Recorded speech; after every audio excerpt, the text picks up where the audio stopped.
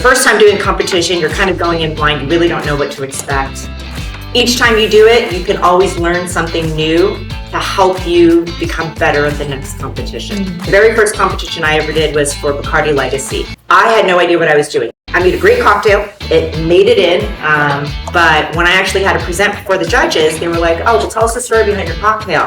What would you say you do here? Did not know that we were actually supposed to sell the story. And when Chris Amiak, who actually won the regionals that year, went up and told the story about his cocktail and why he chose specific elements to incorporate into it, I was completely blown away, because it wasn't just about the spirit and the ingredients you're putting together to make a great tasting cocktail. Every element that he put into this cocktail was inspired by some sort of culture within the LA community that made LA the big melting pot that it was. And so his cocktail was a reflection of that melting pot by drawing different flavor profiles from different cultures. And so after hearing that story, it was like, oh, that's what they mean by story. So the next competition I did, I made sure I worked on my story. But then I noticed that people were using really unique glassware. Someone brought like a custom-made tiki mug. He won the competition. I mean, the presentation alone was absolutely incredible. For my next competition, I'm like, okay, now glassware is a huge thing.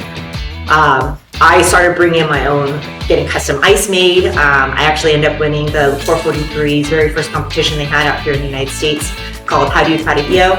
And I created a cocktail featuring the 443, espresso, the coconut liqueur, sea salt, and I smoked the whole cocktail with cinnamon. And my inspiration was, it was basically a carajillo for Newport Beach, because that's where I work. So every element of that cocktail tied into the city in some sort of way. I called it Surf's Up because Surf's Up is a very common surfer term within that community.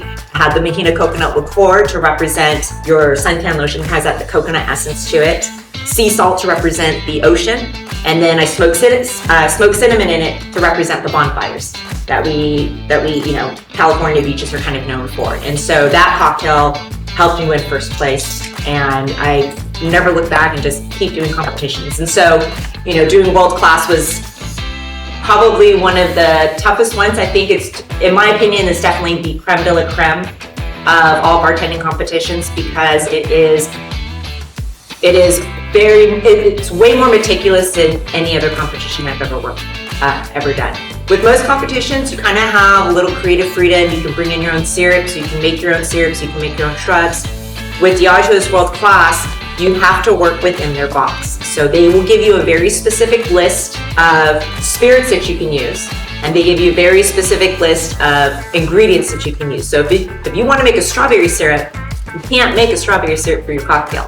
You have to literally use the strawberries as they are and use simple syrup, and then muddle it or somehow create that strawberry syrup essence that you want without necessarily making a strawberry syrup. So you really have to kind of stick within those parameters. And one of the things that I loved about doing World Class and doing these competitions is it's really kind of helped me hone my skills, especially when I do consulting for restaurants and big corporations. Because a lot of times when you work with big companies, like I'm going to be working with Red Robin in the next couple of weeks, I'll be helping them revamp their cocktail menu nationwide. But they want to work with what they have, but they want something completely different. And now for something completely different.